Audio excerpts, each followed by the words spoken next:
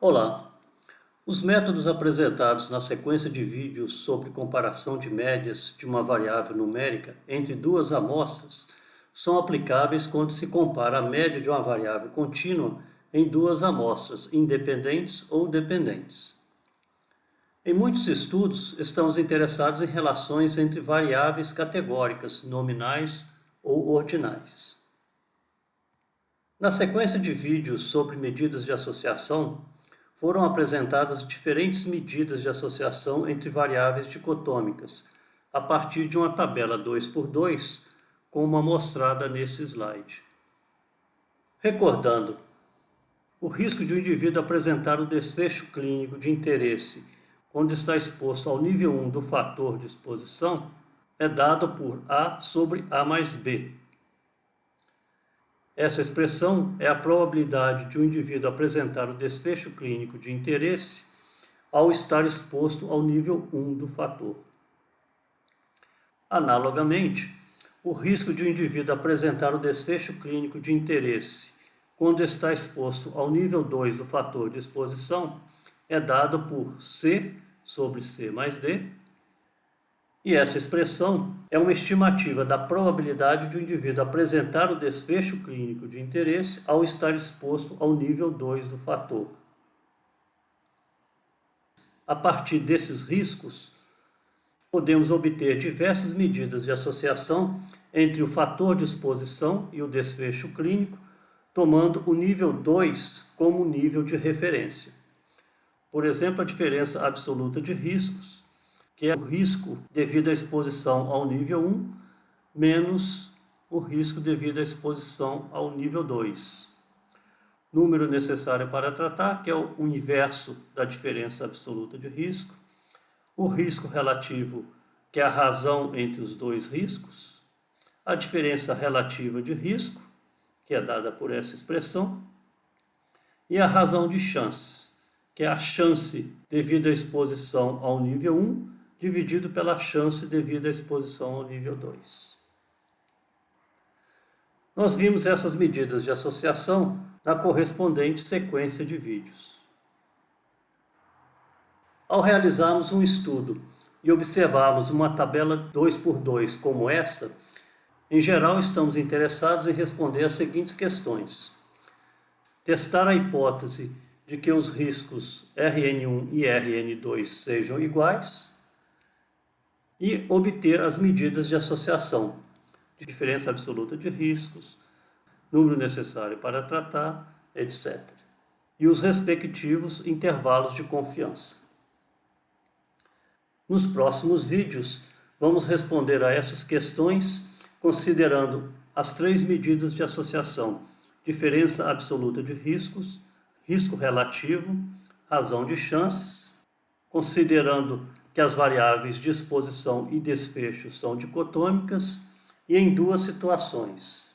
A primeira, quando a comparação de proporções é realizada em duas amostras independentes, e a segunda, quando a comparação de proporções é realizada em duas amostras dependentes. Testar a hipótese de que os riscos são iguais é equivalente a testar que o fator de exposição não tem influência sobre o desfecho, ou seja, que as variáveis fator de exposição e desfecho clínico são independentes. Ou, de maneira equivalente, a diferença absoluta de risco é igual a zero e o risco relativo é igual à razão de chances é igual a 1. Também vamos realizar um teste de independência das variáveis quando as variáveis de exposição ou de desfecho possuem mais de duas categorias e as amostras são independentes. O estudo de Herkind et al. É um estudo prospectivo que verifica a associação entre as variáveis categóricas adiposidade e atividade física e a ocorrência de diabetes mellitus. Essa tabela mostra os resultados expressos pelo risco relativo do acompanhamento de 38.413 pessoas, estratificadas em diversos níveis da atividade física e por sexo. Os estratos ou grupos são independentes porque os grupos foram formados naturalmente a partir do nível de atividade física de cada pessoa que participou do estudo. Não houve, por exemplo, nenhum pareamento entre indivíduos de um estrato com outro por sexo, idade ou outra variável. Essa tabela é uma versão simplificada da tabela anterior, com somente 2 níveis de atividade física entre os homens, que utilizamos nos vídeos sobre medidas de associação. Dessa tabela, nós extraímos as seguintes medidas de risco e associação. O risco de ocorrência de diabetes mellitus entre os inativos é igual a 73 sobre 1948, que é igual a 3,7%. O risco de desenvolver diabetes mellitus entre os que exercitam 4 ou mais vezes por semana é igual a 45 sobre 1881, que é igual a 2,4%. A partir desses 2 riscos, temos que a diferença absoluta de risco é menos 1,3%, o NNT é igual a 76,9%, o risco relativo é igual a 0,638, a diferença relativa de risco é igual a 36,2% e a razão de chances é igual a 0,63. Para testar hipóteses e calcular intervalos de confiança para parâmetros populacionais, quando as observações nas amostras são independentes, como no exemplo anterior, e as variáveis de exposição e desfecho são variáveis categóricas, a análise mais simples envolve a utilização do teste Q-quadrado para amostras independentes, quando as amostras são suficientemente grandes. Quando as amostras são pequenas, utiliza-se o chamado teste exato de Fisher-Irwin. Este conjunto de dados, chamado Stroke, disponível no pacote ISWR do R, mostra como os dados são estruturados para analisar a associação entre 2 ou mais variáveis categóricas em amostras independentes. Esse conjunto de dados foi utilizado para mostrar como obter medidas de associação no R nos vídeos sobre medidas de associação. Ele contém dados sobre o acompanhamento de todos os casos de AVC em Tartu, na Estônia, entre os anos de 1991 e 1993, com acompanhamento até 1º de janeiro de 1996. Diversas variáveis categóricas foram coletadas para as 829 pessoas avaliadas no estudo. Entre essas variáveis temos sexo, o diagnóstico, a variável coma, que indica se a pessoa estava em coma ou não após o AVC, histórico de diabetes, histórico de infarto do miocárdio, histórico de hipertensão e DED, indicando se a pessoa faleceu ou não durante o período do estudo.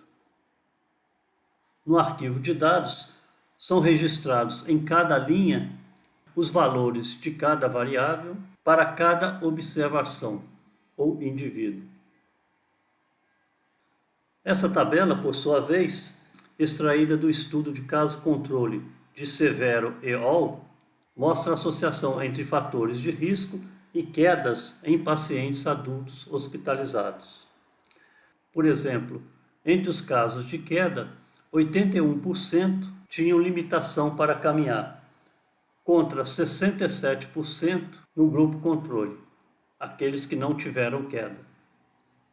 Apesar de a apresentação da tabela ser semelhante ao exemplo anterior, da associação entre fatores de risco e diabetes mellitus, esse estudo é um estudo de caso-controle, onde cada caso foi pareado com um controle em relação ao sexo, à unidade e à data da internação. Ou seja, para cada caso de queda durante a hospitalização, foi identificado um controle que não teve queda, que fosse do mesmo sexo e com mesma data e unidade de internação que o correspondente caso. Dizemos que neste caso as amostras são dependentes e veremos que a análise é diferente da análise para o caso de amostras independentes.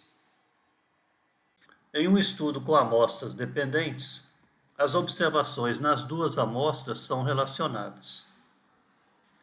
Dois tipos de estudos onde isso pode ocorrer com frequência são quando dois tratamentos distintos são aplicados em sequência a um conjunto de pacientes, então uma variável de desfecho categórica é medida após cada tratamento.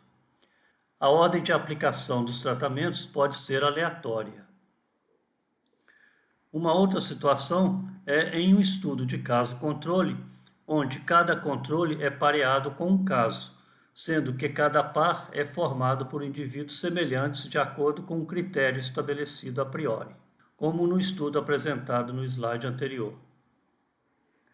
Uma análise simples frequentemente utilizada nesses casos é o teste de McNeema. Este conjunto de dados, chamado BackPen, disponível neste pacote HSAWA2 do R, contém dados de um estudo de caso-controle para investigar se dirigir um carro é um fator de risco para dor lombar resultante de hérnia de disco intervertebral lombar aguda. Um estudo de caso-controle foi usado com casos selecionados de pessoas que fizeram radiografias da parte inferior das costas e foram diagnosticadas como portadoras de hérnia de disco intervertebral lombar aguda.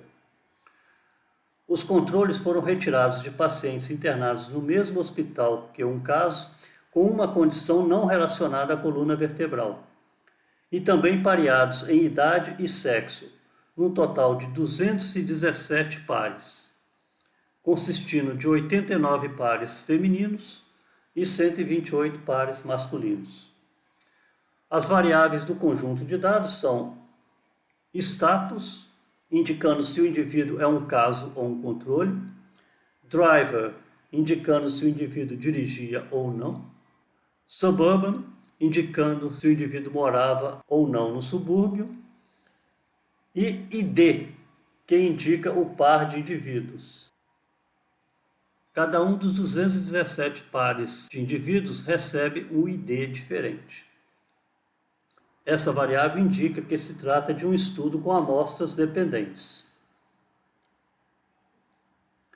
No próximo vídeo, vamos ver como são realizados os testes Q ao quadrado e o teste exato de Fisher-Irwin para tabelas 2x2 com amostras independentes e como são calculados os intervalos de confiança para as medidas de associação, diferença absoluta de risco, risco relativo e razão de chances para amostras suficientemente grandes.